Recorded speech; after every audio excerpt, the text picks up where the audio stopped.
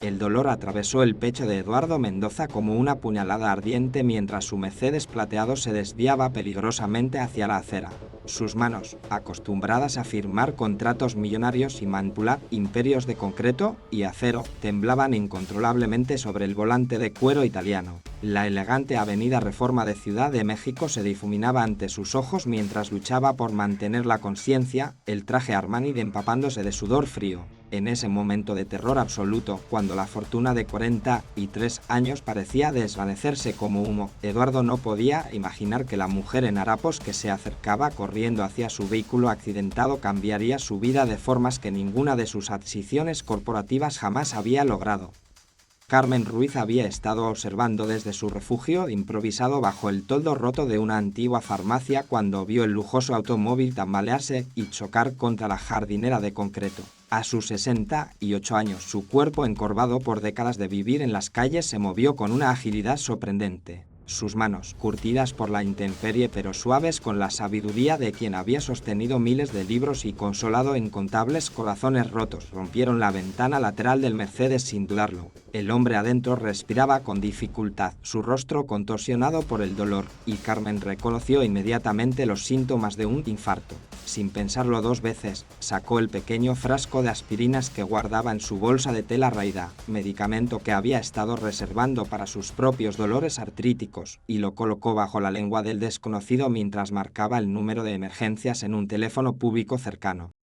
Eduardo despertó 3 días después en una cama de hospital privado rodeado de máquinas costosas y el aroma artificial del aire acondicionado. Su asistente personal, Marta, le explicó con eficiencia corporativa que había sufrido un infarto masivo, que una mujer homelés había sido quien lo salvó y que los médicos consideraban su recuperación un milagro. Mientras Marta enumeraba las reuniones canceladas y los contratos postergados, Eduardo sintió una extraña vacuidad que no podía atribuir únicamente a los medicamentos. La mujer que lo había salvado había desaparecido antes de que llegaran los paramédicos, sin dejar rastro alguno excepto por el testimonio de algunos transeúntes. Durante las 2 semanas de recuperación que siguieron, Eduardo se encontró pensando obsesivamente en esa desconocida, en sus manos decididas, en cómo había arriesgado su propia seguridad por un completo extraño que claramente pertenecía a un mundo completamente ajeno al suyo. Cuando finalmente regresó a su oficina en el piso 50 del Torre Mendoza, Eduardo no podía concentrarse en los reportes financieros que normalmente consumían toda su atención. Desde su ventana panorámica podía ver la esquina donde había ocurrido el accidente, ahora reparada y sin señales del evento que había alterado su percepción de la realidad. Esa tarde, contra toda lógica y las protestas de su chofer, Eduardo decidió caminar por las calles cercanas a su edificio, algo que no había hecho en más de una década. Las aceras estaban llenas de personas que nunca había notado realmente, vendedores ambulantes, limpiaparabrisas, niños de la calle y sí, personas sin hogar que se refugiaban en los recovecos de su ciudad de cristal y acero. Fue durante estas caminatas diarias que finalmente la encontró. Carmen estaba sentada en los escalones de una iglesia abandonada, enseñando pacientemente a leer a un niño de aproximadamente 10 años. Sus dedos señalaban las palabras en un libro infantil deteriorado mientras el pequeño, con ropa demasiado grande y zapatos sin cordones, repetía las sílabas con concentración absoluta. Eduardo se detuvo a cierta distancia, observando la escena con una mezcla de reconocimiento y asombro. Aquí estaba la mujer que había salvado su vida, dedicando su tiempo a algo que cualquier persona razonable consideraría una causa perdida. Cuando Carmen levantó la vista y sus ojos se encontraron, Eduardo vio algo que lo desarmó completamente. No había expectativa de recompensa, no había reclamo de gratitud, solo una sonrisa genuina de alguien que había hecho lo correcto simplemente porque era lo correcto. La conversación inicial fue incómoda, llena de las barreras invisibles que separaban sus mundos. Eduardo, acostumbrado a las transacciones y los intercambios calculados, ofreció dinero, un departamento, trabajo, cualquier cosa que pudiera cuantificar su gratitud. Carmen rechazó todo con la misma serenidad con que había roto la ventana de su auto. En cambio, le habló del niño, Miguel, y de los otros 17 niños y jóvenes que habían encontrado en ella algo que sus propias familias, cuando las tenían, no habían podido proporcionarles, la certeza de que merecían algo mejor. Eduardo escuchó, inicialmente con la impaciencia de alguien acostumbrado a soluciones rápidas y eficientes, pero gradualmente con la fascinación de quien descubre un idioma completamente nuevo. Carmen había sido maestra de primaria durante 35 años antes de que una serie de tragedias familiares y decisiones económicas gubernamentales erróneas la dejaran sin casa, sin pensión y sin esperanza en el sistema que había servido fielmente. Sin embargo, en lugar de amargarse, había encontrado en las calles una escuela diferente, donde las lecciones más importantes no se enseñaban con libros de texto sino con el ejemplo diario de dignidad, perseverancia y amor incondicional. Cada niño que llegaba a ella traía una historia de abandono, abuso o negligencia, pero Carmen veía en cada rostro sucio y cada mirada desconfiada el mismo potencial ilimitado que había visto durante décadas en aulas tradicionales. Miguel, le explicó a Eduardo, había estado viviendo solo desde los 8 años, sobreviviendo vendiendo dulces en el metro, pero tenía una capacidad natural para las matemáticas que rivalizaba con estudiantes universitarios. Ana, una adolescente de 15 años, embarazada y rechazada por su familia, dibujaba retratos con una precisión artística extraordinaria. Carlos, un joven de 17 años con cicatrices de navaja en los brazos, escribía poesía que habría impresionado a cualquier profesor de literatura. Durante las semanas que siguieron, Eduardo encontró excusas cada vez más elaboradas para visitar la esquina donde Carmen desarrollaba su escuela informal. Inicialmente se justificaba diciendo que estaba monitoreando las inversiones inmobiliarias en la zona, pero gradualmente admitió, primero para sí mismo y luego para Carmen, que estas visitas se habían convertido en la parte más importante de su día. Observaba cómo Carmen transformaba cartones desechados en material didáctico, cómo convertía historias de la calle en lecciones de moral y supervivencia, cómo sus propias limitaciones económicas nunca limitaban su creatividad pedagógica. Eduardo, acostumbrado a medir el éxito en términos de ganancias trimestrales y proyecciones de crecimiento, comenzó a entender una forma completamente diferente de riqueza. La transformación de Eduardo no fue inmediata ni dramática, sino gradual y profunda, como el agua que lentamente erosiona la roca más dura. Comenzó llevando materiales, cuadernos, lápices, libros que compraba con la misma meticulosidad con que una vez había adquirido propiedades. Carmen aceptaba estos regalos con gratitud, pero Eduardo notó que nunca alteraba su método de enseñanza para acomodar los nuevos recursos. Los libros caros se mezclaban con periódicos encontrados, las plumas nuevas se compartían con lápices de colores gastados hasta ser pequeños talones. Todo se convertía en herramienta de aprendizaje bajo las manos sabias de Carmen, sin jerarquías basadas en el costo o la marca. Fue Miguel quien finalmente derribó las últimas defensas de Eduardo. El niño, después de semanas de observar al extraño bien vestido que visitaba a la maestra Carmen, se acercó una tarde con un problema matemático que había estado resolviendo mentalmente. Era una ecuación compleja que involucría cálculos de interés compuesto, el tipo de problema que Eduardo resolvía diariamente en sus decisiones de inversión. Cuando Eduardo no solo confirmó la respuesta correcta de Miguel, sino que le explicó las aplicaciones prácticas del concepto, vio en los ojos del niño la misma emoción que había sentido él mismo la primera vez que cerró un negocio importante. Pero había algo más en la mirada de Miguel, una pureza de curiosidad intelectual que Eduardo había perdido hacía décadas, cuando el aprendizaje se había convertido únicamente en una herramienta para acumular más riqueza.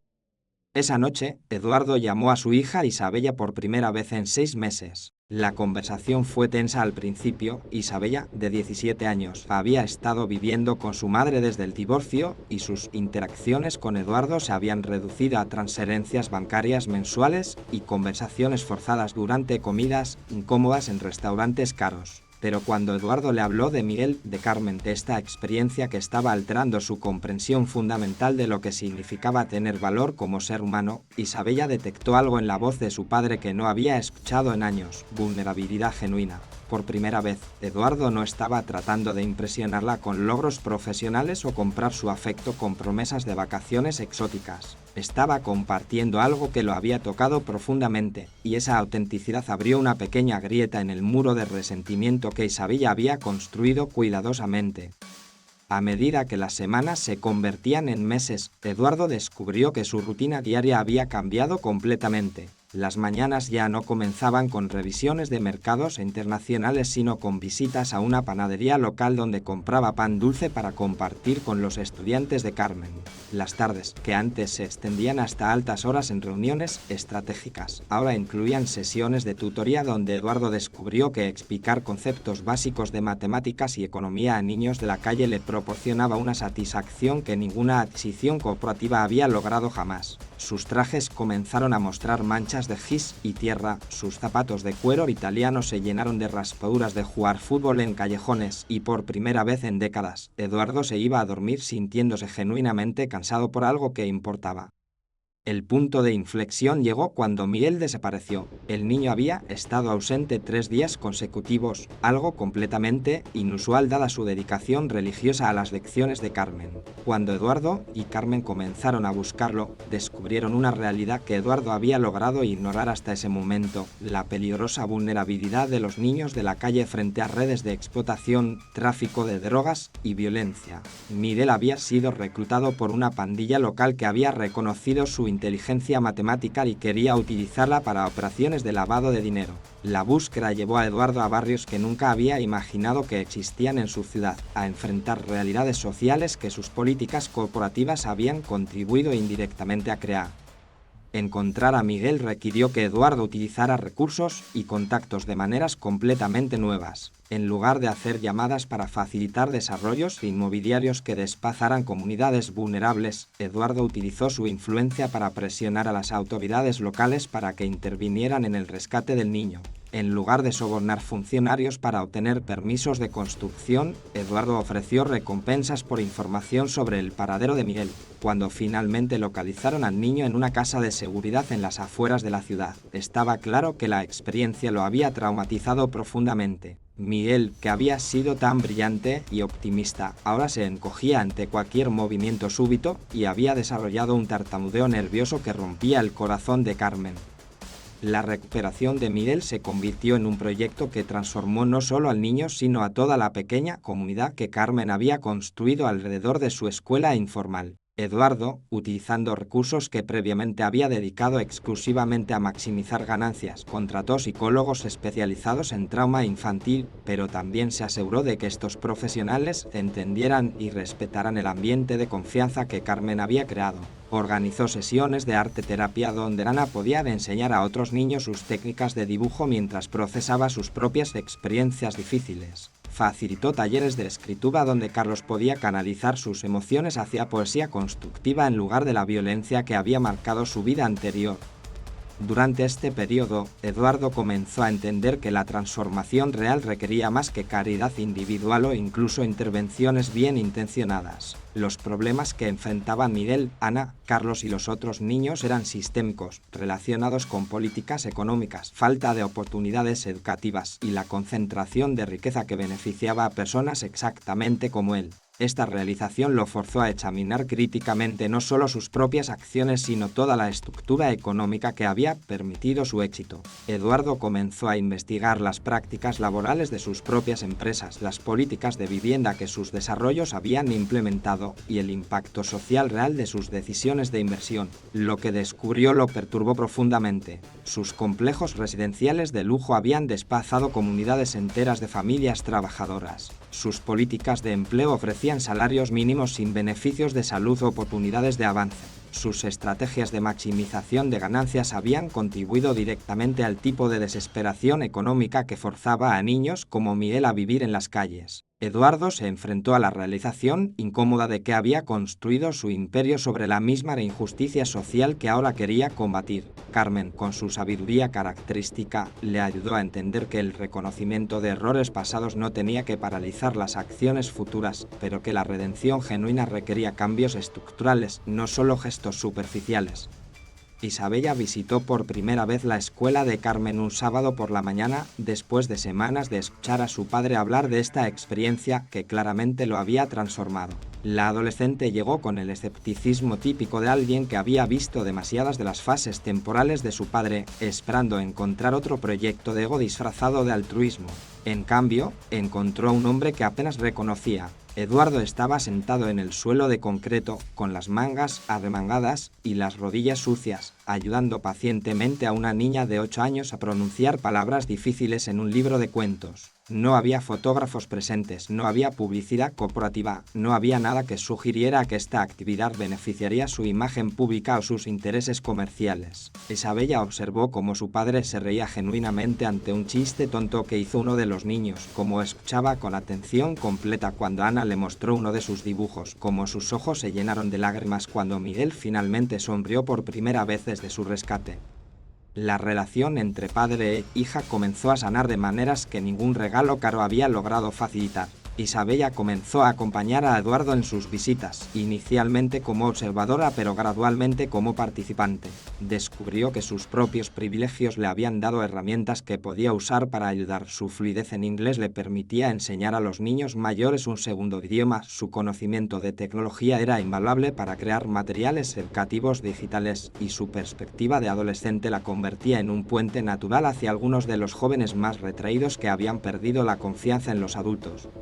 Carmen observaba estos desarrollos con la satisfacción silenciosa de alguien que había plantado semillas sin esperar ver necesariamente la cosecha completa. Había vivido lo suficiente para entender que la transformación real toma tiempo, que requiere paciencia y que a menudo las personas que más necesitan cambiar son las que más se resisten inicialmente. Eduardo había llegado a ella como muchos otros hombres poderosos que había conocido a lo largo de su vida, convencido de que el dinero podía solucionar cualquier problema, acostumbrado a comprar soluciones en lugar de construirlas. Pero había demostrado una capacidad de crecimiento que Carmen había aprendido a reconocer pero nunca a dar por sentada. Más importante aún, había comenzado a entender que su propia curación estaba inextricablemente conectada con la curación de la comunidad más amplia.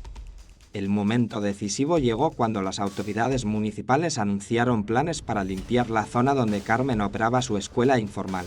El proyecto, irónicamente, incluía el desarrollo de un nuevo complejo comercial que sería construido por una de las subsidiarias de Eduardo. La gentrificación que había sido su estrategia comercial durante décadas ahora amenazaba directamente a las personas que se habían convertido en su nueva familia. Eduardo se enfrentó a una decisión que habría sido simple solo meses antes. Podía proceder con el desarrollo, quizás ofreciendo alguna compensación simbólica a Carmen y sus estudiantes, o podía desafiar todo el sistema que había creado su riqueza.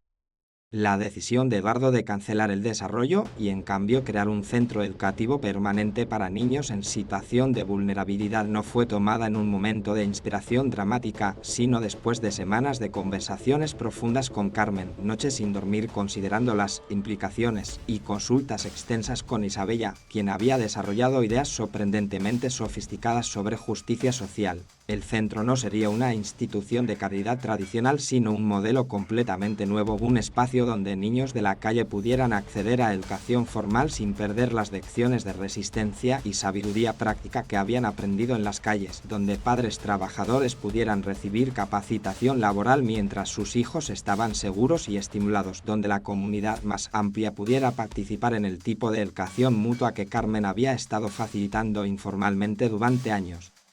La implementación del proyecto requirió que Eduardo reconfigurara fundamentalmente su aproximación a los negocios. En lugar de maximizar ganancias, el objetivo se convirtió en maximizar impacto social. En lugar de extractar valor de las comunidades, la meta era construir capacidades locales. Eduardo tuvo que aprender un vocabulario completamente nuevo de desarrollo comunitario, pedagogía crítica y sostenibilidad social. Tuvo que enfrentar la resistencia de socios comerciales que consideraban que había perdido el enfoque, inversionistas que cuestionaban su competencia mental y familiares que temían que estuviera dilapidando la fortuna familiar en proyectos idealistas. Pero también descubrió aliados inesperados, otros empresarios que habían estado buscando maneras de usar sus recursos para crear cambio social genuino, educadores que habían estado esperando oportunidades para implementar metodologías innovadoras y activistas comunitarios que habían estado luchando por recursos para iniciativas que Eduardo ahora podía facilitar.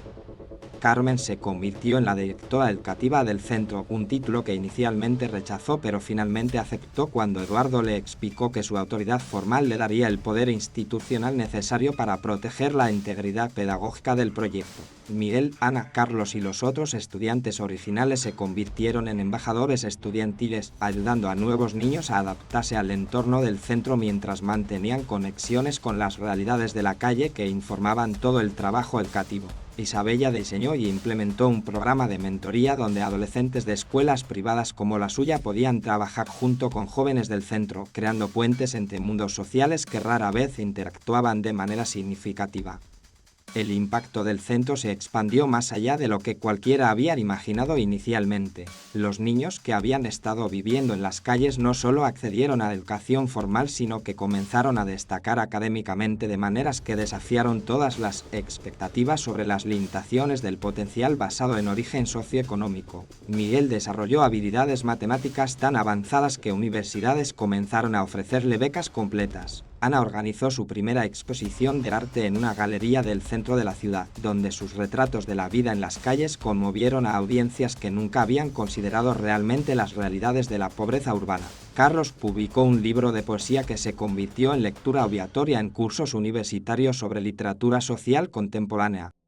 Pero quizás más significativamente, el modelo educativo que Carmen había desarrollado comenzó a ser estudiado y replicado por educadores de otras ciudades. Su aproximación, que combinaba rigor académico con respeto por las experiencias vividas de los estudiantes, que integraba contenido curricular tradicional con habilidades de supervivencia práctica, que priorizaba el desarrollo del carácter junto con el logro académico, demostró resultados que superaron consistentemente las métricas de éxito de escuelas tradicionales. Delegaciones de educadores, trabajadores sociales y planificadores urbanos comenzaron a visitar el centro para aprender cómo podían adaptar estos métodos en sus propias comunidades. Eduardo descubrió que su nueva aproximación a los negocios, lejos de arruinarlo financieramente como habían predicho sus críticos, había abierto mercados y oportunidades completamente nuevos. Empresas socialmente responsables querían asociarse con alguien que había demostrado compromiso genuino con el cambio sistémico. Inversionistas éticos buscaban oportunidades para apoyar desarrollos que priorizaran el bienestar comunitario junto con las ganancias financieras. Eduardo había inadvertidamente creado un nuevo modelo de capitalismo consciente que otros empresarios querían emular, no solo por razones altruistas, sino porque había demostrado ser efectivo tanto social como económicamente. La transformación personal de Eduardo se reflejó en todos los aspectos de su vida. Su relación con Isabella se había profundizado hasta convertirse en una verdadera partnership donde ambos aprendían constantemente el uno del otro. Su salud física había mejorado dramáticamente. Los doctores atribuían su recuperación cardiovascular no solo a los medicamentos, sino al nivel reducido de estrés y al sentido renovado de propósito que había encontrado. Su círculo social se había expandido para incluir personas de todos los niveles socioeconómicos, convirtiendo sus cenas familiares en conversaciones fascinantes entre profesores universitarios, trabajadores sociales, artistas emergentes y emprendedores sociales. Eduardo había encontrado una riqueza de experiencia humana que había estado negándose a sí mismo durante décadas de homogeneidad económica. Carmen, a sus 70 años, se encontró viviendo el tipo de vida que había soñado cuando primera vez decidió dedicarse a la educación 5 décadas antes. Tenía los recursos necesarios para implementar todas las ideas pedagógicas innovadoras que había desarrollado durante años de limitaciones materiales. Tenía el apoyo institucional para expandir su alcance más allá de los pocos niños que podía atender personalmente. Más importante aún, había demostrado que las lecciones que había aprendido sobre dignidad humana, potencial ilimitado y poder transformador del amor incondicional no eran solo ideales románticos, sino principios prácticos que podían crear cambio social medible. 5 años después del accidente que había juntado sus caminos, Eduardo estaba de pie en el escenario de una conferencia internacional sobre innovación educativa, presentando el modelo que él y Carmen habían desarrollado juntos. En la audiencia estaba Miguel, ahora estudiante universitario de ingeniería con una beca completa, Ana, cuyo trabajo artístico había sido exhibido en museos nacionales, Carlos, cuya poesía había inspirado políticas públicas sobre juventud en riesgo, e Isabella, ahora estudiando trabajo social con especialización en desarrollo comunitario. Carmen estaba en la primera fila, sus ojos brillando con el orgullo de una maestra que había visto a todos sus estudiantes, incluido Eduardo, superar incluso sus expectativas más optimistas. En su presentación, Eduardo no habló sobre estrategias de inversión o maximización de ganancias. Habló sobre el día que una mujer sin hogar había salvado su vida y cómo esa experiencia había revelado una verdad fundamental que toda su educación privilegiada había fallado en enseñarle, que el valor humano real no tenía correlación con la riqueza material, que el potencial ilimitado existía en cada persona independientemente de sus circunstancias, y que la transformación social genuina comenzaba con individuos dispuestos a ver más allá de las barreras artificiales que dividían a la humanidad en categorías de merecedores y no merecedores. La red de centros educativos que habían inspirado ahora operaba en 43 ciudades, atendiendo a más de 8.000 niños y familias. Cada centro mantenía los principios fundamentales que Carmen había establecido: respeto incondicional por la dignidad de cada estudiante, integración de sabiduría práctica con conocimiento académico y el entendimiento de que la educación más poderosa ocurría cuando las comunidades se educaban mutuamente. Los graduados de estos centros no solo habían accedido a oportunidades educativas y profesionales que antes parecían imposibles, sino que muchos habían regresado como maestros, administradores y defensores, creando un ciclo regenerativo de transformación comunitaria. Eduardo cerró su presentación con una reflexión que habría sido impensable para el hombre que había sido antes de conocer a Carmen. El privilegio real no es la capacidad de acumular riqueza para uno mismo, sino la oportunidad de usar cualquier ventaja que tengamos para elevar a otros. La educación verdadera no es la transmisión de información, sino la revelación del potencial ilimitado que existe en cada ser humano. Y la riqueza genuina se mide no por lo que podemos comprar, sino por las vidas que podemos tocar, las comunidades que podemos fortalecer y el legado de esperanza que podemos dejar para las generaciones futuras.